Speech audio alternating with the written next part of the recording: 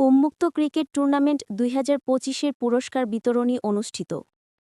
তবলছড়ি উন্মুক্ত cricket tournament ২০২৫-এর পুরস্কার বিতরণী ও সমাপনী অনুষ্ঠান শুক্রবার ২৮ নভেম্বর ২০২৫ বিকেল ৪ ঘটিকায় সবুজ সংঘ মাঠে অনুষ্ঠিত হয়েছে। অনুষ্ঠানে প্রধান অতিথি ছিলেন শহীদ ৩৯৯ আসনে বিএনপি মনোনীত প্রার্থী অ্যাডভোকেট দীপেন দেওয়ান, সহ ধর্ম বিষয়ক সম্পাদক কেন্দ্রীয় নির্বাহী কমিটি, বাংলাদেশ জাতীয়তাবাদী দল। তিনি টুর্নামেন্ট আয়োজনের প্রশংসা করেন এবং তরুণদের খেলাধুলার মাধ্যমে সুস্থ বিনোদন ও শৃঙ্খলায় এগিয়ে যাওয়ার আহ্বান জানান।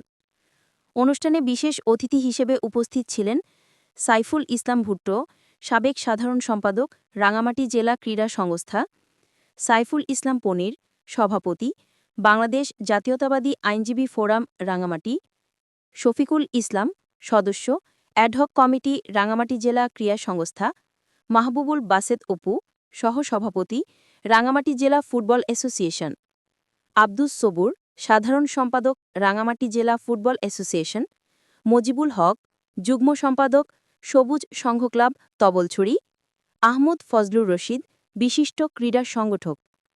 এছাড়া পুরস্কার বিতরণী পর্বে আরও উপস্থিত ছিলেন সাইফুল ইসলাম শাকিল, রনেল দেওয়ান, মোহাম্মদ নুরুন্নবী, মিজানুর রহমান বাবু, মোহাম্মদ জসিমউদ্দিন, আলী আকবর সুমন ও মোহাম্মদ বেলাল হোসেন সাকু। অনুষ্ঠানে সভাপতিত্ব করেন আব্দুল মজিদ নান্টু, আহ্বায়ক, সূর্য তরুণ স্পোর্টিং ক্লাব।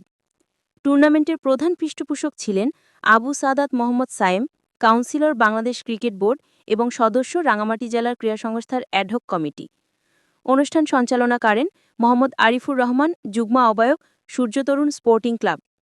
সমাপনী অনুষ্ঠানে বিজয়ী দল, রানার্স আপ দলসহ সেরা খেলোয়াড়, সেরা ব্যাটসম্যান, সেরা বোলারসহ বিভিন্ন ক্যাটাগরিতে পুরস্কার তুলে দেওয়া হয়। আয়োজকরা জানান,